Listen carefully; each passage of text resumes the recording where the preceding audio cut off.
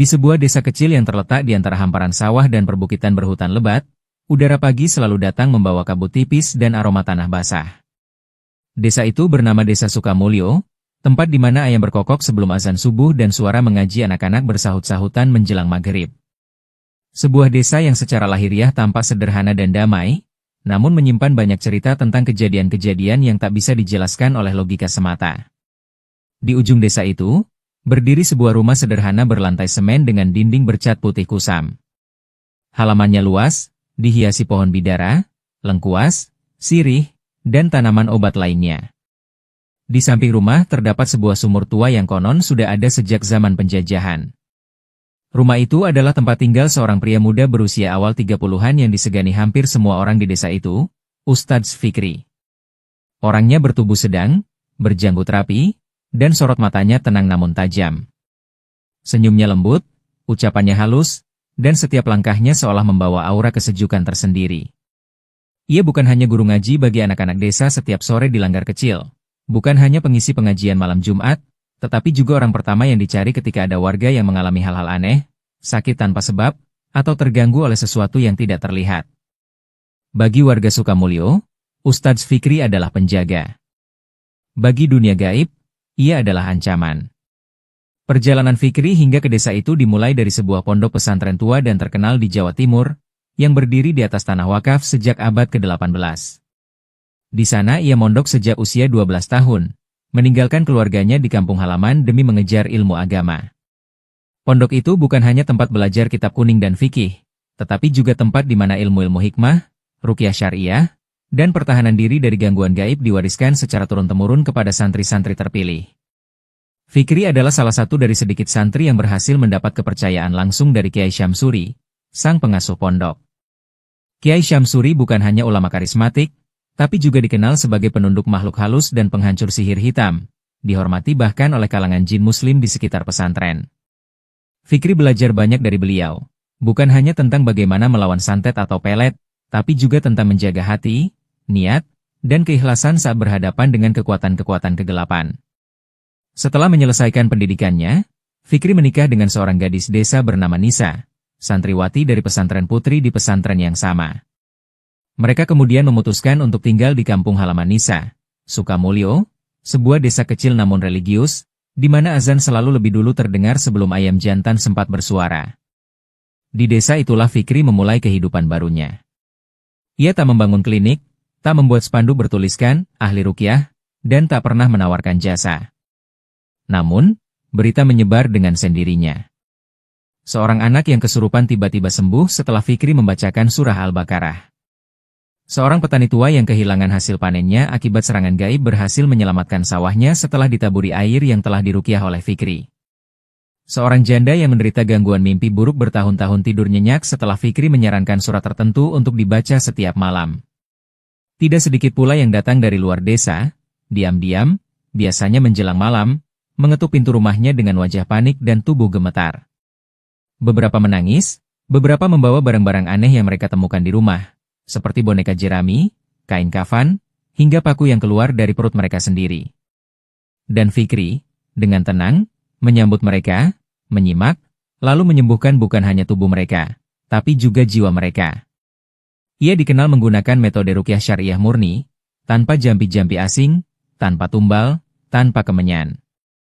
Ia hanya mengandalkan ayat suci, zikir, air ruqyah, dan keyakinan kepada Allah semata. Namun, semakin banyak yang diselamatkannya, semakin banyak pula musuh tak kasat mata yang mengincarnya. Dan Fikri tahu itu. Setiap malam, selepas sholat Isya dan menemani anaknya tidur, Fikri selalu menyendiri di musola kecil di belakang rumah. Di sanalah ia bermunajat, membaca wirid-wirid perlindungan dari ayat-ayat tertentu, zikir yang diijazahkan langsung oleh Kiai Syamsuri. Kadang, di tengah zikirnya, ia mendengar suara langkah kaki dari arah sumur. Kadang aroma busuk kemenyan menyusup lewat ventilasi kayu. Kadang anaknya terbangun dan menangis tanpa sebab. Tapi Fikri tetap tenang. Ia tahu, dunia tak hanya dihuni oleh manusia. Ia tahu, semakin kuat cahaya, semakin pekat bayangan yang ingin menghapusnya. Namun baginya, iman bukan untuk dipamerkan, tapi untuk dipertahankan. Dan itulah yang selalu ia ajarkan kepada para murid kecilnya setiap sore. Bahwa hidup ini bukan hanya tentang yang terlihat. Bahwa doa, zikir, dan sholat bukan hanya kewajiban, tapi perisai dari dunia yang tak kasat mata. Tapi, semua itu tak cukup untuk menghentikan apa yang akan datang. Di kejauhan, kegelapan sudah mulai bergerak. Seseorang, di sebuah desa yang belum pernah Fikri injak, akan membawanya masuk ke dalam perang yang lebih besar dari sekadar ruqyah. Sebuah perang antara terang dan gelap. Antara iman dan keserakahan. Antara seorang ustadz muda dan dukun-dukun dari neraka. Malam itu angin berhembus lembut, menyusuri pematang sawah dan menerpa dedaunan yang merunduk karena embun. Di dalam rumah Ustadz Fikri, suara anak-anak ngaji sudah lama usai, dan langit malam mulai dihiasi bintang-bintang yang malu-malu muncul. Fikri sedang membaca kitab kuning di ruang tengah, sementara Nisa, istrinya, menyuapi Fahri yang sedang merengek ingin tidur dipeluk. Namun, ketenangan itu terusik ketika terdengar ketukan terburu-buru di pintu depan. Tok! Tok! Tok! Tok tok tok! Assalamualaikum, Ustadz. Ustadz, tolong kami. Fikri bangkit, menaruh kitab di meja, dan membuka pintu. Di hadapannya berdiri seorang pria paruh baya dengan wajah pucat, perlu membasahi pelipisnya meski malam cukup dingin. Di belakangnya, tampak sebuah delman kecil menunggu. Tampaknya datang dari desa tetangga. Waalaikumsalam, ada apa Pak? Tanya Fikri tenang. Pria itu memperkenalkan diri sebagai Pak Raswan, warga desa Wonosuko, sekitar 5 km dari Sukamulyo. Suaranya gemetar, tangannya tak henti meremas sarungnya. Anak saya Ustadz, sejak seminggu lalu sakit. Tapi sakitnya aneh. Dibawa ke dokter, katanya tidak ada gejala klinis. Tapi setiap malam anak saya mengigau, menjerit-jerit, kadang matanya membelalak seperti bukan dia. Berapa usianya? Tanya Fikri, mulai serius. 8 tahun. Namanya Rio. Sekarang pun, badannya panas dingin, tapi setiap azan atau suara ngaji, dia malah makin gelisah. Fikri diam sejenak, kemudian menatap wajah Pak Raswan. Dalam benaknya, ini bukan pertama kali ia mendengar kasus serupa. Baik, ayo kita ke sana.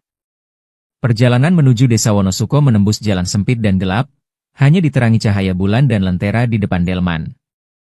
Sesampainya di rumah Pak Raswan, suasana terasa berat, seperti ada sesuatu yang menyelimuti udara, membuat bulu kuduk berdiri. Di dalam kamar, seorang anak kecil terbaring dengan wajah pucat, tubuhnya kurus dan matanya menghitam.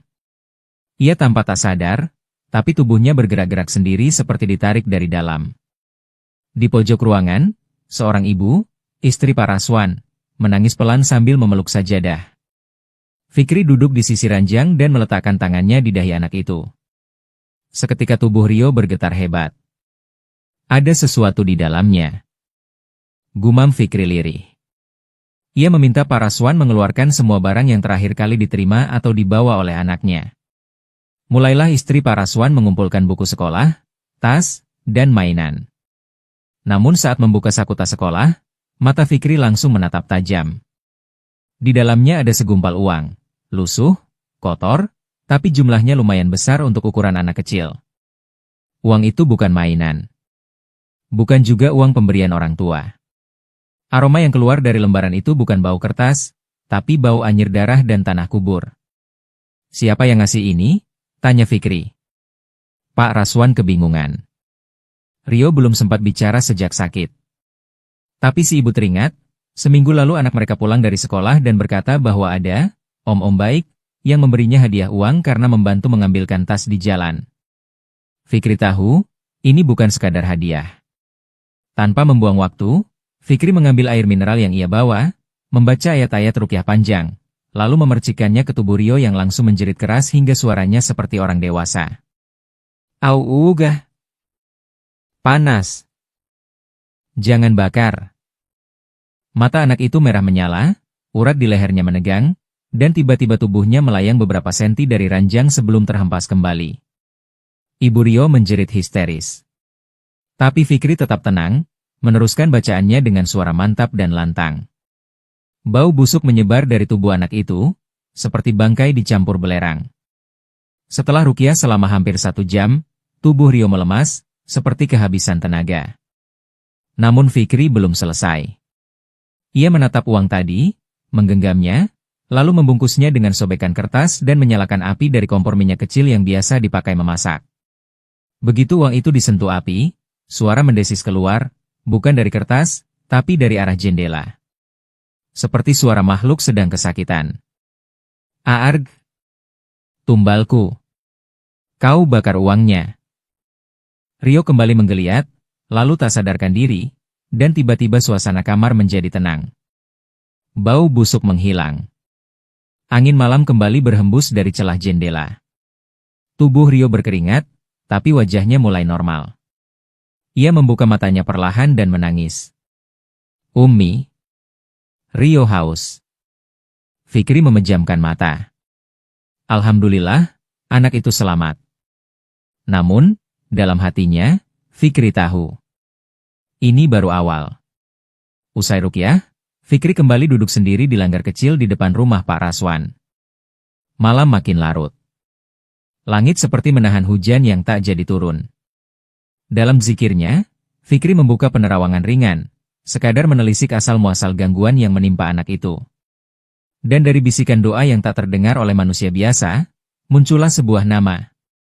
Mukri. Ustadz Fikri membuka mata. Mukri. Juragan kaya raya di desa Wonosuko. Dikenal royal, dermawan, tapi kehidupannya penuh misteri. Rumah megahnya tak pernah benar-benar terang. Anaknya tak ada, istrinya jarang terlihat. Dan anehnya, setiap beberapa bulan, selalu ada kematian ganjil di sekitar tempat tinggalnya. Kini Fikri mengerti. Uang itu bukan pemberian biasa. Itu adalah ikatan gaib, alat penanda, dan pengunci. Dan malam itu, seseorang di balik pesugihan telah gagal mendapatkan tumbalnya. Seseorang akan marah besar. Malam itu, udara di desa Wonosuko terasa dingin menusuk, seolah alam pun ikut merasakan murka seorang manusia yang telah gagal menumbalkan jiwa tak berdosa demi kekayaan. Juragan Mukri, pria tambun berusia lebih dari setengah abad, duduk di pendopo rumah joglo megahnya yang dikelilingi tanaman perdu, dengan segelas kopi pahit yang tak ia sentuh. Wajahnya gelap, keningnya berkerut, matanya merah karena amarah yang membuncah. Berani-beraninya dia, bocah kampungan, cuma ustadz muda, gumamnya, tangannya mengepal. Ia memandangi sebuah koin kuno berwarna hitam legam di tangannya, benda keramat pemberian dukun dari Kali Gede. Koin itu dulunya digunakan sebagai penanda tumbal yang sudah diberkati oleh jin pesugihannya. Namun kini, benda itu retak di bagian tengah. Pertanda tumbal gagal. Juragan Mukri tahu, ini bukan masalah kecil. Tumbal yang gagal bukan hanya menghentikan aliran kekayaan, tetapi membangkitkan amarah bangsa jin yang telah diberi persembahan. Dan celakanya, penyebab kegagalan itu adalah seorang ustadz muda yang bahkan bukan orang asli desanya, Ustadz Fikri. Tak butuh waktu lama bagi Mukri mengambil keputusan. Ia tahu kemana harus pergi jika ingin menyelesaikan masalah seperti ini.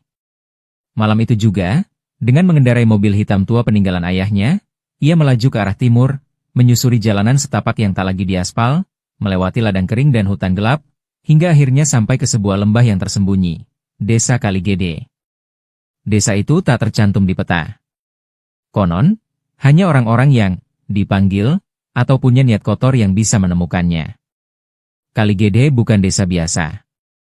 Udara di sana berat, penuh bau dupa dan anyir darah kering. Obor menjadi satu-satunya sumber cahaya di sepanjang jalanan desa. Di depan setiap rumah yang reot dan berlumut, tersaji sesajen aneh, kepala ayam hitam, bunga bangkai, dan mangkuk tanah liat berisi darah yang belum mengering. Di atas bukit kecil di ujung desa, berdiri rumah kayu besar yang berlumut hijau gelap, kediaman Ki Prama, pemimpin para dukun Kali Gede. Juragan Mukri datang dengan tubuh membungkuk, membakar kemenyan dan mengetuk pintu dengan mantra yang diajarkan padanya dulu. Pintu terbuka sendiri, di dalam, 7 lelaki tua berpakaian hitam duduk melingkar di atas tikar pandan hitam. Di tengah mereka duduklah Ki Prama, wajahnya tirus, matanya cekung, dan kulitnya tampak seperti kayu tua. Giginya hitam pekat, dan setiap kalimat yang keluar dari mulutnya seperti memiliki gema gaib. "Apa yang kau cari, Mukri? Tanya Ki Prama, suaranya serak dan lambat, seperti suara arang terbakar. Aku ingin dia mati. Dia, istrinya, anaknya. Hancurkan mereka. Habisi. Ustadz muda sialan itu sudah menghalangi jalan saya. Dia bakar uang tumbal saya dan membatalkan kontrak dengan jin. Sekarang giliran kalian, desis Mukri. Ki Prama hanya tersenyum tipis. Ustadz? HMPH. Tidak ada yang bisa menyelamatkannya jika ia ditandai oleh Kali Gede. Namun ia tak merasa perlu turun tangan langsung. Ki Margo, kau yang tangani. Ini hanya urusan kecil, kata Ki Prama sambil menoleh ke arah lelaki botak dengan sorot mata tajam dan bau minyak misik menyengat. Malam itu juga, Ki Margo melaksanakan ritualnya.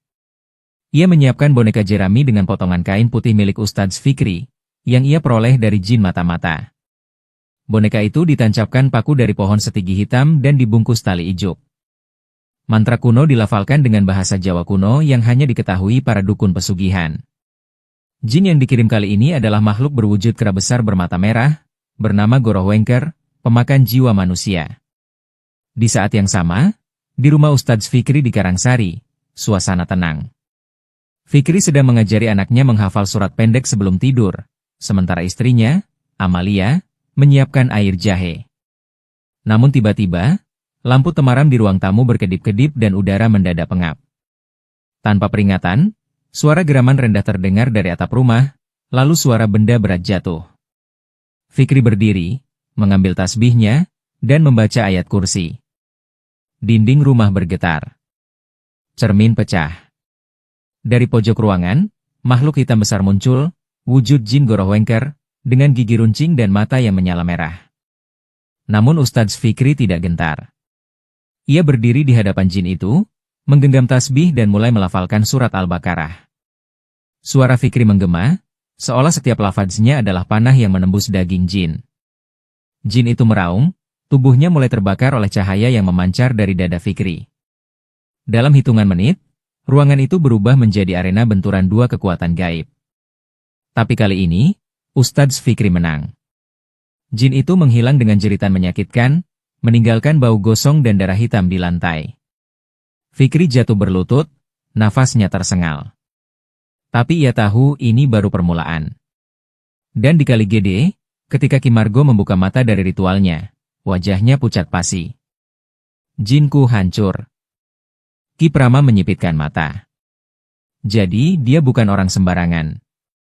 Desa Kali Gede malam itu mencekam. Hujan turun tanpa suara, hanya angin yang melolong menyisir pepohonan tua dan dedaunan mati. Di dalam rumah ritual Ki Prama, dupa dibakar bergantian, memekakan udara dengan aroma tajam dan pengap. Lantai tanah dilukis lingkaran besar dari darah kambing hitam. Di tengah lingkaran itu, 3 orang lelaki tua berpakaian serba hitam duduk bersila, Ki Margo, Ki Tura, dan Ki Binu, masing-masing membawa pusaka gaib dari generasi mereka. Ki Prama berdiri di depan mereka, memegang kendi tembaga berisi air dari sungai angker yang tak pernah dijamah cahaya matahari. Jika 1 jin tak cukup, maka kirim 3.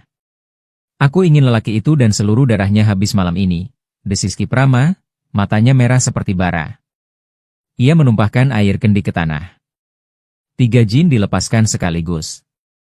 Lodra Ireng, seekor jin hitam tinggi berwajah kuda dan kuku panjang pemotong tulang.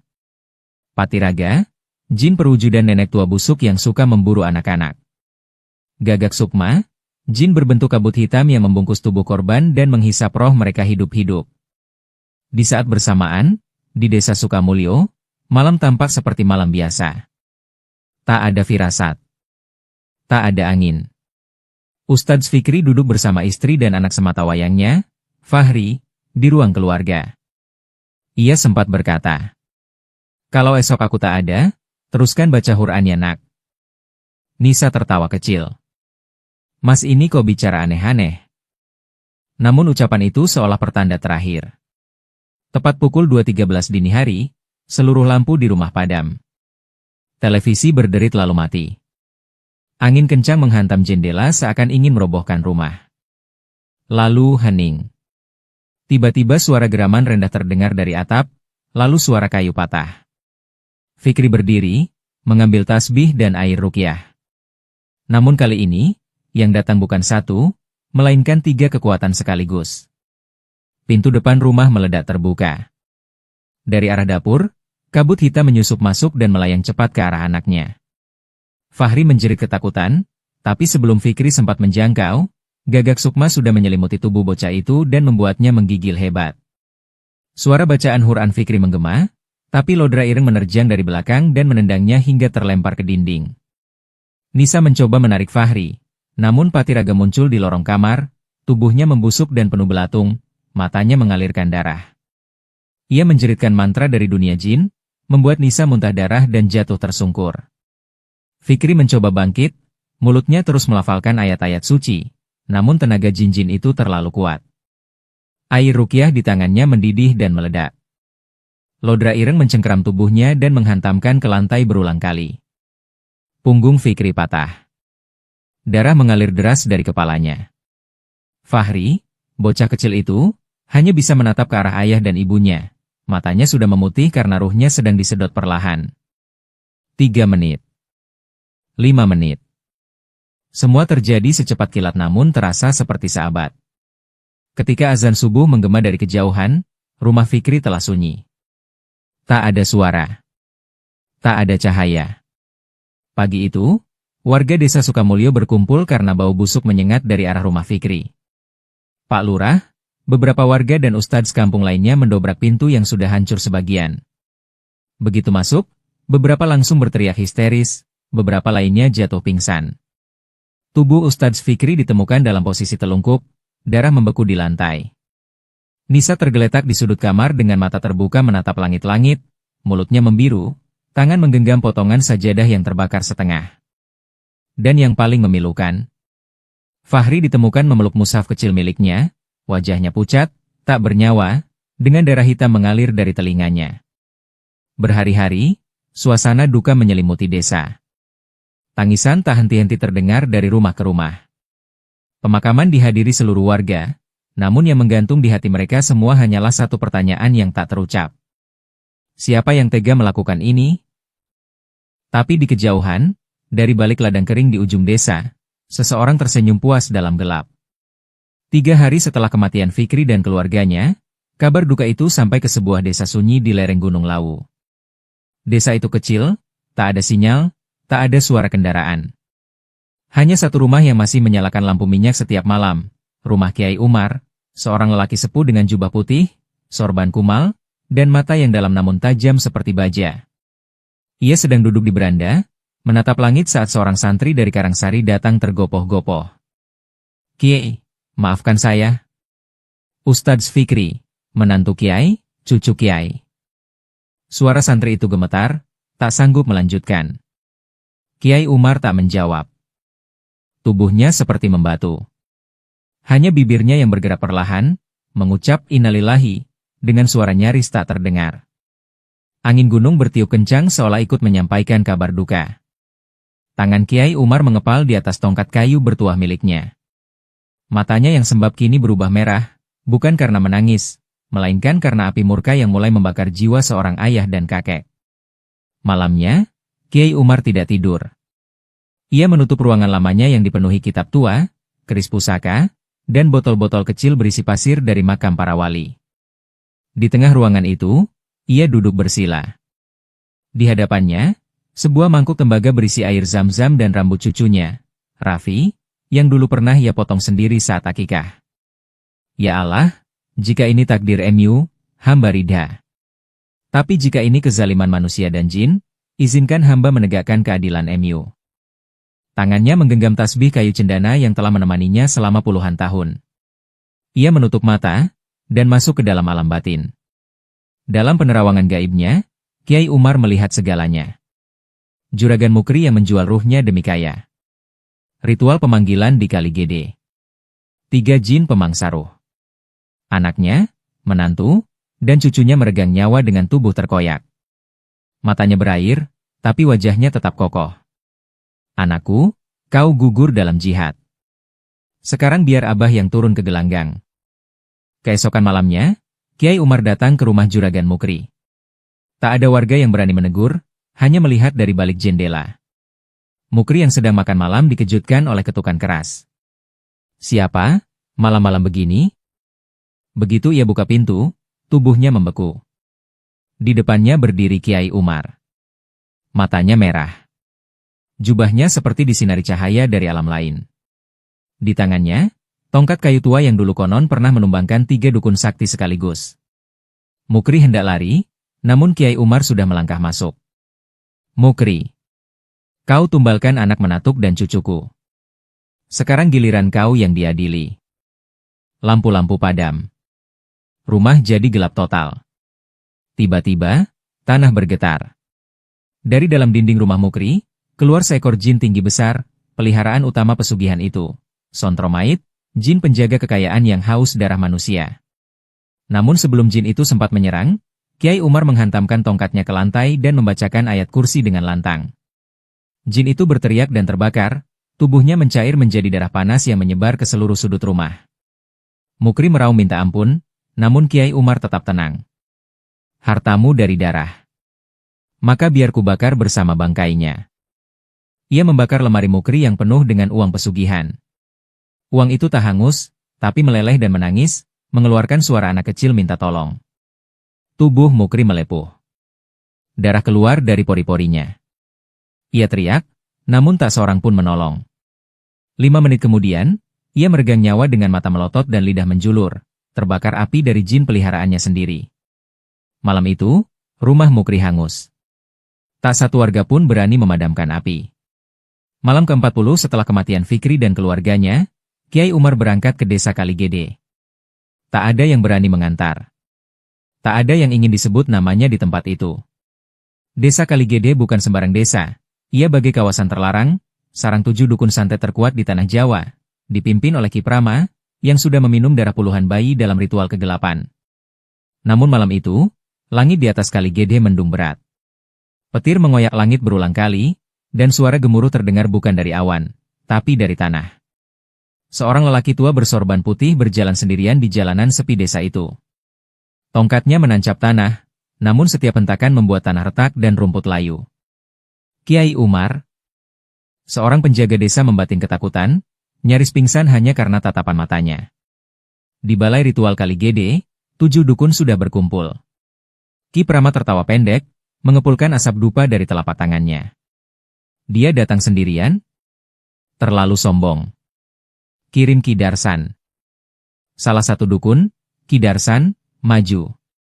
Dengan keris pusaka, ia memanggil jin penggigit tulang, seekor makhluk hitam bertanduk 4.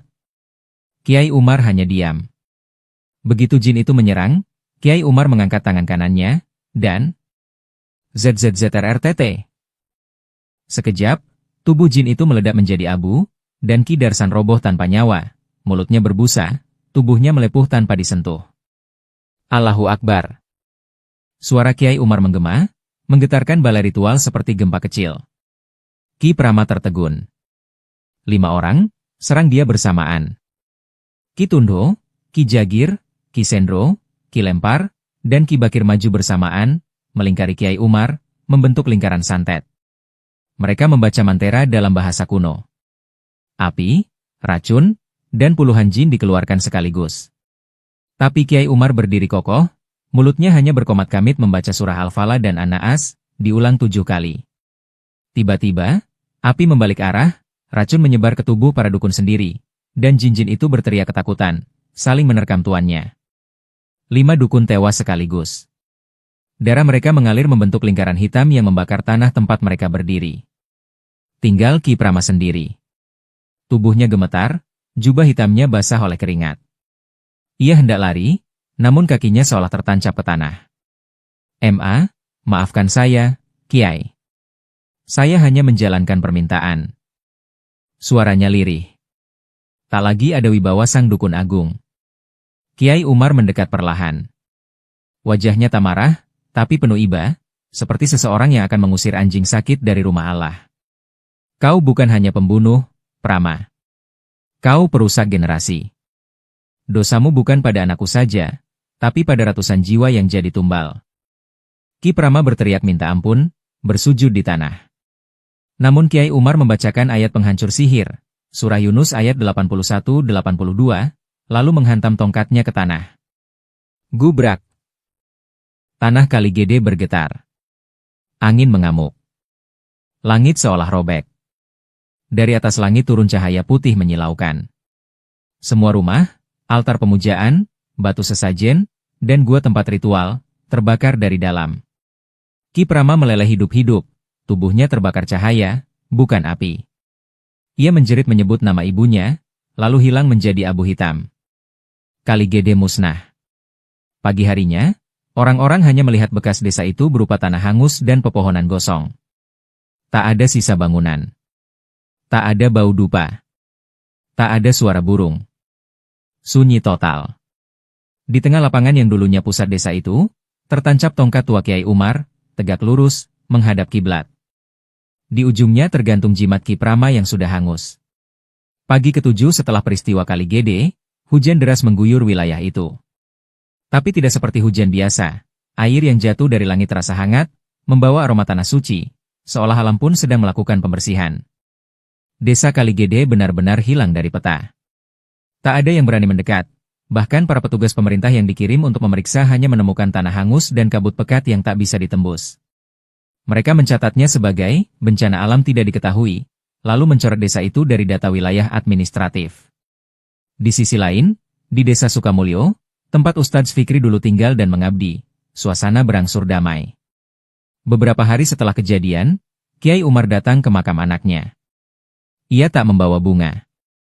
Hanya satu benda, sebuah keris pusaka milik ayahnya, yang dahulu digunakan untuk melawan penjajah dan dukun sesat. Ia mencabut keris itu dari sarungnya, lalu menancapkannya perlahan di atas pusara. Nak, kini ruhmu tenang. Dan ayah akan berjaga seperti dulu. Suaranya serak, tapi tegas. Keris itu tertancap dalam, ujungnya menghadap arah kiblat. Tak ada asap, tak ada cahaya gaib. Hanya angin yang berhenti sejenak, seolah ikut memberi hormat. Sejak saat itu, Kiai Umar tak pernah kembali ke desanya. Ia tinggal di desa Sukamulyo, menetap di masjid tempat Fikri dulu mengajar mengaji. Ia dikenal warga sebagai lelaki tua berjubah putih yang jarang bicara, namun setiap malam duduk di serambi masjid membaca Al-Quran hingga subuh. Beberapa kali warga melihat makhluk gaib lewat di sekitar desa, namun semuanya lenyap sebelum sempat mendekat. Desa itu kini seperti dijaga oleh kekuatan tak terlihat.